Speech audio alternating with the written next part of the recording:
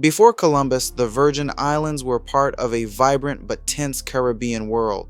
The Taino and Kalinago weren't just neighbors, they were rivals. Raids, battles, and even tribal slavery were part of life. The Kalinago's speed on water made them feared throughout the islands. The U.S. Virgin Islands, USVI, are located in the northeastern Caribbean part of the Leeward Islands in the Lesser Antilles, east of Puerto Rico and west of the British Virgin Islands. They are mainly 4 inhabited islands, plus dozens of small islands: St. Thomas, St. John, St. Croix, and Water Island. In November 1493, Christopher Columbus sailed by most of the Virgin Islands, but he landed on St. Croix. The meeting with the Kalinago turned violent, setting the stage for centuries of resistance. Over the next century, Spain, England, the Dutch, and even the Knights of Malta all claimed the islands at different times. Each change of flag meant new rulers.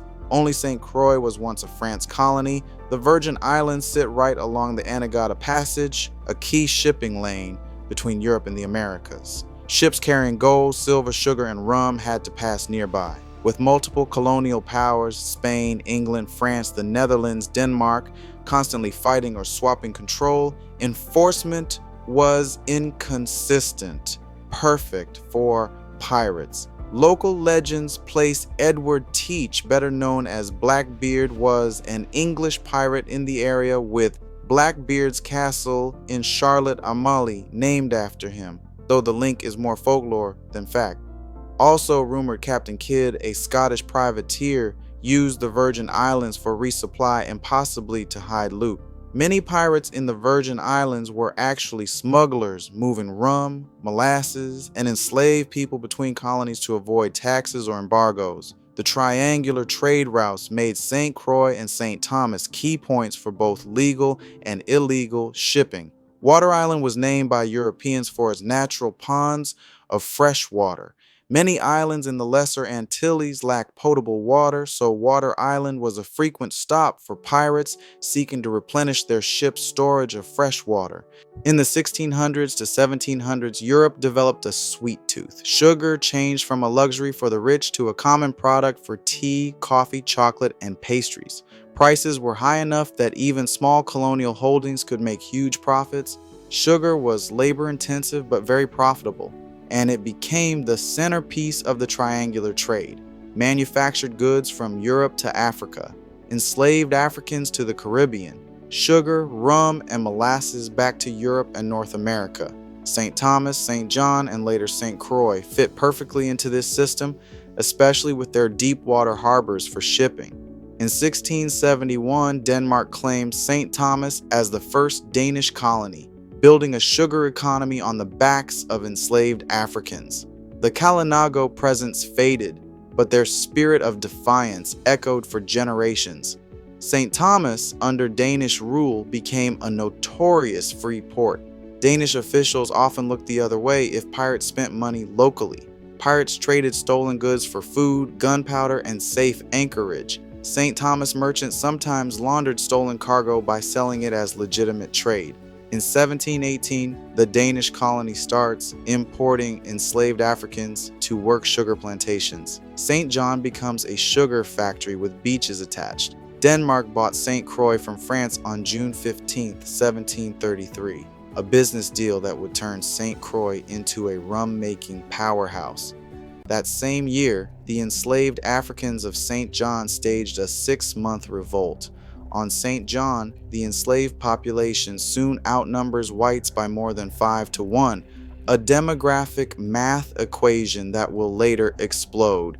November 23, 1733, the Akwamu Revolt, enslaved Africans, many from the Gold Coast, modern Ghana, seize the island. They capture most of St. John, killing many planters, and hold it for 6 months, led by Brefu, a woman who proves more terrifying to the Danes than hurricanes. She personally led an armed group that killed her master and mistress, along with at least 6 other planters on nearby estates. She became a field commander, directing attacks and securing territory. The rebels controlled most of St. John for 6 months, longer than many Caribbean uprisings lasted. The revolt ends in mid-1734 after French troops from Martinique helped the Danes recapture the island.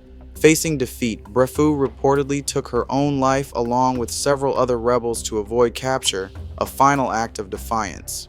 Oral tradition in parts of the Virgin Islands says some rebels jumped off cliffs rather than be recaptured, a symbolic act of returning to Africa in spirit. If the 1733 revolt had succeeded permanently, San John might have become the first black-controlled nation in the Americas, 70 years before Haiti's independence, and Buddhoe would have been one of its founding leaders. As Buddhoe's backstory, in the 1730s, the Akwamu tribe in modern-day Ghana were defeated by a coalition of neighboring states, including the Akiem, Ga, and Fante, all Akan-speaking peoples. When the Akwamu lost, thousands of their people were captured as prisoners of war.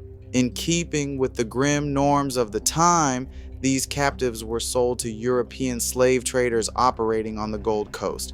Since they were captured in the same war, large batches of Akwamu were shipped together. This made them linguistically and culturally united in the Caribbean, perfect for organizing revolts. The Danes didn't realize they'd basically bought an army in chains until it was too late. They accidentally imported military-trained Akwamu warriors into St. John, where they already outnumbered the whites. In Virgin Islands resistance history, the title Queen became a cultural way of honoring women who stood at the front of rebellions, strikes, or social movements. Buddhoe would be honored with the title Queen Buddhoe. After recapturing St. John, the Dutch were more careful about where they import their slaves and kept them apart with different languages so they couldn't communicate. After the Danes took over, St. Croix became famous for more than sugar. It became one of the Caribbean's great rum producers. For some, it was liquid gold. For the enslaved workers, it was still chains and hardship. By 1848, the system was cracking. Led by General Buddhoe, thousands marched for freedom. Governor von Scholten declared emancipation. Faster than rum disappears at a rebellion after-party. By the mid-1840s, enslaved laborers in the Danish West Indies, especially St. Croix, were living under brutal conditions. Long hours in the sugar fields with little food, harsh punishment for small offenses, no real legal rights despite growing international pressure to end slavery. General Buddhoe was aware of the abolition movements in other colonies. Britain had ended slavery in 1834, and emancipation was spreading. He began organizing secretly, using his ability to travel between estates to spread the word. Morning of July 3, 1848, General Buddhoe and other leaders led thousands of enslaved people to the town of Frederiksted. They carried sugarcane stalks as flags and demanded freedom from Governor Peter von Scholten. General Buddhoe insisted on discipline. No killing, no burning, just the threat of overwhelming numbers. The crowd's size and unity made it clear the government could not stop them without massive bloodshed. That same day, Governor von Scholten announced the immediate emancipation of all enslaved people in the Danish West Indies. This was earlier than planned. Denmark had intended to phase out slavery gradually, but General Buddhoe's mass action forced immediate change. St. Croix, St. Thomas, and St. John's enslaved populations gained freedom overnight. In 1878 on St. Croix, harsh wages sparked the Fireburn. 4 women, now legends, led a revolt that left much of Frederiksted in ashes and their names forever in history. Plantation owners replaced slavery with a harsh labor contract system. Workers were tied to one estate for a year at a time. Wages were extremely low and often paid in goods, not money. Workers could be fined for leaving, laziness, or even complaining. Many freed people called it slavery by another name. October 1st was Contract Day, when workers could sign or refuse new labor contracts. In St. Croix, frustration had been building for years. Rumors spread that Queen Victoria, Britain, had granted freedom and better conditions, but the Danes were withholding it. Hundreds gathered in Frederiksted to protest. The confrontation turned violent after police arrested protest leaders. Workers, led largely by women, Mary Thomas, Queen Mary, Axeline Agnes Salomon, Queen Agnes, and Matilda McBean, Queen Matilda, began setting fire to plantation fields and buildings. The fourth queen was Susanna Abramson, also known locally by the powerful nickname Bottom Belly. Her name emerged through the research of historian Wayne James, who uncovered Danish documents. Flames spread rapidly across the west end of St. Croix. An estimated 50-plus plantations and much of Frederiksted were destroyed. The uprising lasted several days. Danish soldiers and marines from warships eventually suppressed it. Around 100 people, mostly workers, were killed. Dozens more were executed or imprisoned. The three queens were sentenced to prison. Queen Mary, Queen Agnes, and Queen Susanna were sent to a women's prison in Copenhagen, Denmark. The Fireburn became a symbol of resistance against oppression. It forced the Danish colonial government to make some labor reforms, though conditions remained hard. In 1892, the coal porters of St. Thomas had had enough. They wanted fair pay, in silver, not cheap Mexican dollars. At the front was Queen Kozaya, or so the legend says. The archives call her Clotilde Simonet, but the people crowned her queen. By the 1890s, St. Thomas had become a busy coaling station for steam-powered ships traveling through the Caribbean. Coal porters, many of them women, were paid in Mexican dollars, which had sharply lost value, losing nearly 40% of their purchasing power. The protest began around September 10th to 12th, 1892, when female coal workers went on strike, refusing to continue unloading ships unless paid fairly. Several women, including one later mythologized as Queen Kozaya, are thought to have led or inspired the protest. While the strike did not involve violence or major destruction, it's become famous in local memory for its symbolism. Saying the chant "dollar for dollar" captures the demand for fair labor value.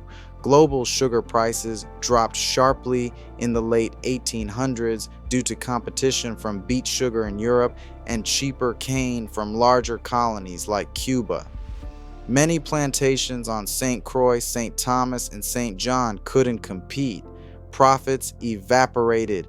Events like the 1878 Fireburn and 1892 St. Thomas coal workers' strike pushed for better conditions and fairer pay, which cut into margins even more. With small estates and limited arable land, the islands couldn't achieve economies of scale to offset labor costs. The Virgin Islands were repeatedly hit by devastating hurricanes in the late 1800s. Storms wrecked plantations, destroyed infrastructure, and wiped out harvests. Rebuilding costs often exceeded the value of what could be exported, leaving the islands dependent on subsidies from Copenhagen. With declining sugar, struggling rum exports, storm damage, and labor unrest, the colony became a financial drain. This economic reality helped set the stage for Denmark's willingness to sell the islands to the United States in 1917 for $25 million in gold. In 1917, Denmark sold the islands to the United States for $25 million in gold. The locals got new landlords, but the same sunshine, sea, and struggles. The mid-century brought storms, drought, and economic hardship. Many left for the mainland, promising to return, often as vacationers decades later. Tourism replaced sugar, and politics shifted. In 1970, Virgin Islanders elected their own governor for the first time, a turning point in self-rule. Today, March 31st, Transfer Day, is a celebration of culture, history, and endurance. Not independence, but definitely a reason for a party.